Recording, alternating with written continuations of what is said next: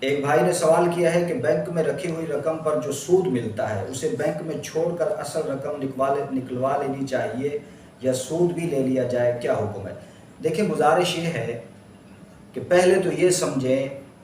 کہ بینک کے ایسے اکاؤنٹ اور کھاتے میں رقم رکھوانا کہ جہاں سے انسان کو اس کی رقم پہ سود ملتا رہے، یہ جائز ہی نہیں ہے۔ اس لیے بندے کو کوشش کرنی چاہیے کہ وہ بینک کے کسی ایسے اکاؤنٹ کے اندر رقم رکھوائے جس طرح کہ کرنٹ اکاؤنٹ ہے، جہاں پر اسے سود نہ ملتا ہو۔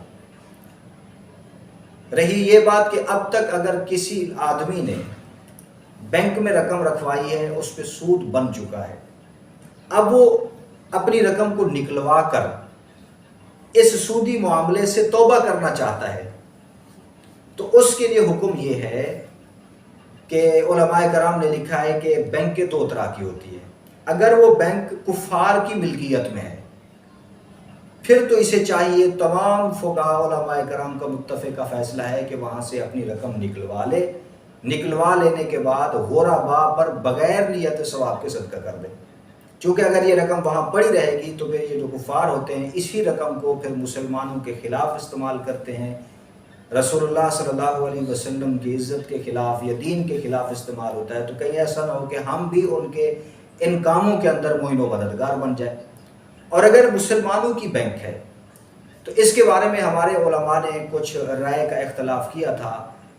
ہمارے شیخ الاسلام حضرت مولانا مفتی تقی عثمانی صاحب دامت برکاتہ العالیہ کی رائے یہ تھی کہ مسلمان بینک سے سود والی رقم نہ نکلوائی جائے، جبکہ دوسری طرف ہمارے فقیہ العصر حضرت مولانا مفتی عبدالستار صاحب اور بھی مفتیان کرام کے فتاوی جات یہ ہیں کہ رقم نکلوا لی جائے۔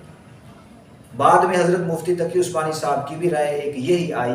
کہ مسلمانوں کی بینک میں سے بھی سود کی رقم نکلوا لینی چاہیے، وہاں پہ نہ چھوڑی جائے۔ پھر نکلوا لینے کے بعد اس رقم کو